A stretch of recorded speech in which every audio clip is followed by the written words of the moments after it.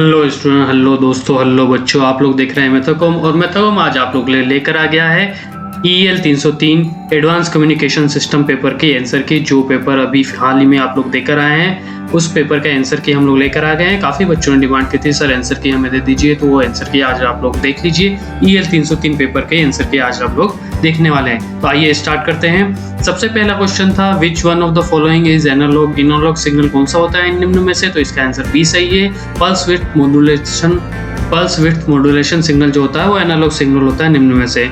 फिर उसके बाद नेक्स्ट क्वेश्चन था second question, in pulse code modulation system large bandwidth required होती है। ए वाला आंसर इसका बिल्कुल सही है। तो आप लोग क्या करेंगे, आप लोग अपने पेपर पेन में जहां पर भी आप टिक कर सकते हैं वहां टिक करें और जितने भी आंसर आपके राइट होते हैं वो कमेंट करके मुझे बताएं कि सर आप हमारे इतने आंसर सही है। और आगे वाले पेपर्स की अगर आपको आंसर की चाहिए 305 306 तो आप मुझे कमेंट करके कहिए कि सर इसके आंसर की आप सबमिट कर दीजिए, तो इसके आंसर की भी मैं आप लोगों के लिए अवेलेबल करवा दूंगा। अब बात कर लेते हैं फोर्थ क्वेश्चन की। थर्ड क्वेश्चन देखिए, क्वांटाइजेशन एरर अकर्स इन, किसमें क्वांटाइजेशन एरर होती है? PCM सिग्नल में क्वांटाइजेशन एरर होती है। इसके अलावा next question, the baud rate is, baud rate क्या है? Equal to twice the bandwidth of an ideal channel, इसको बोर्ड रेट बोलते हैं। फिर है the digital modulation scheme in which the step size is not fixed, step size fix नहीं होती है। ऐसा डिजिटल मॉड्यूलेशन स्कीम कौन सी है? वो है एडेप्टिव डेल्टा मॉड्यूलेशन। फिर इसके बाद है विच one of the following is a digital modulation technique, वो है PSK डिजिटल मॉड्यूलेशन टेक्निक है।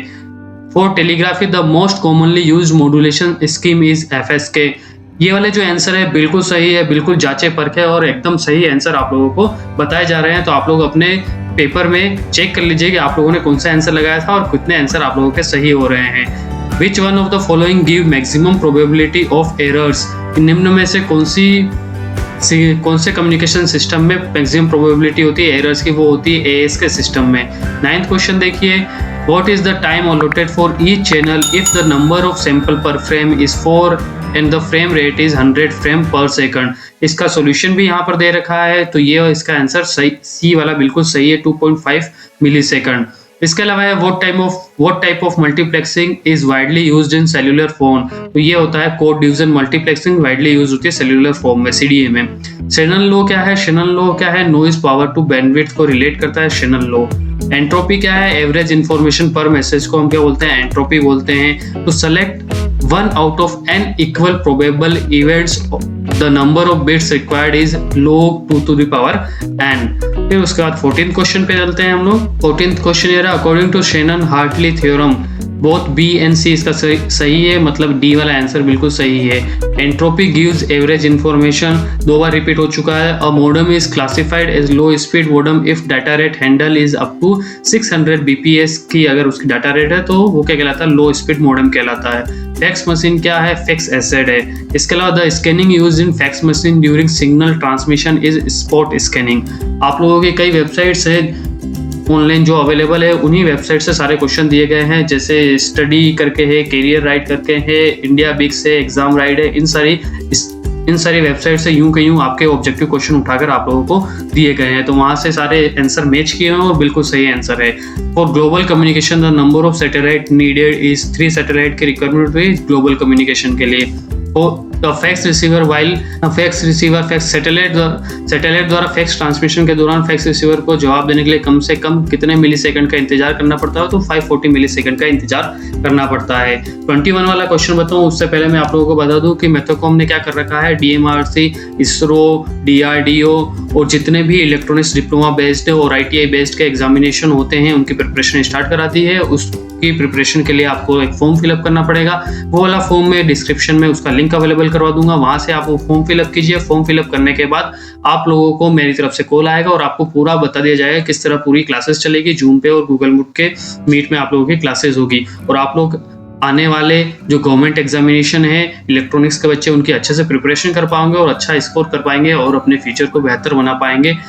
अगर आप लोग गवर्नमेंट की प्रिपरेशन करना चाहते हैं तो फॉर्म जरूर से भरें और मुझसे जरूर एक बार बात करें। फिर इसके बाद 21 क्वेश्चन है। 21 क्वेश्चन का आंसर दिखाई दे रहा है, low orbit satellite are not used for communication because they heat up and melt.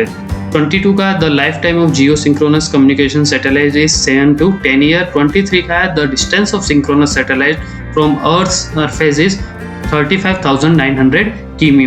24 का है, in selecting a satellite system the first determining factor is coverage area, कितना एरिया वो कवर कर रहा है वो बहुत जरूरी है सबसे पहले डिटरमाइन करना। फिर उसके बाद देख लेते हैं हम लोग नेक्स्ट के क्वेश्चन। इस वाले क्वेश्चन का थोड़ा सा प्रिंट सही नहीं है, जिस बच्चे ने मुझे भेजा था उसने बहुत अच्छी कोशिश की अपना अच्छा फोटो खींचने की, बट वो अच्छा इमेज मुझे नहीं भेज पाया, इस वजह से थोड़ा ब्लर दिखेगा, बट आप लोग मैनेज कर लीजिए। अगर आप लोगों को और भी पेपर के क्वेश्चन आंसर चाहिए या किसी और सब्जेक्ट का चाहिए तो मुझे कमेंट करके जरूर से बताएं, मैं आप लोगों के लिए वो अवेलेबल करवा दूंगा। फिर और जो एक और बात इंपॉर्टेंट बात मैं कहना चाहता हूँ कि ये जो ऑब्जेक्टिव क्वेश्चंस आए हैं, मैंने इसरो का पेपर देखा पुराना, सारे ऑब्जेक्टिव क्वेश्चन आपके सेकंड ईयर और थर्ड ईयर के जो पेपर बने हैं उन्हीं में से बने हैं। आप लोग ये वाले पेपर सोल्व कर लेते हैं तो इसरो का पेपर भी सोल्व करना बहुत आसानी से कर पाएंगे। तो आप लोगों ने पढ़ाई कर रखी है तो आप लोगों को प्रिपरेशन करनी चाहिए। आप लोगों ने पढ़ाई कर रखी है और अभी सबको याद है तो आप लोगों को प्रिपरेशन करनी चाहिए गवर्नमेंट की, और गवर्नमेंट एग्जाम जरूर से जरूर देना चाहिए। ग्लोबल पोजिशनिंग सिस्टम यूजेस, क्या टेक्नोलॉजी यूज करता है? CDMA टेक्नोलॉजी यूज करता है। Dwell time is the time for a call within a cell.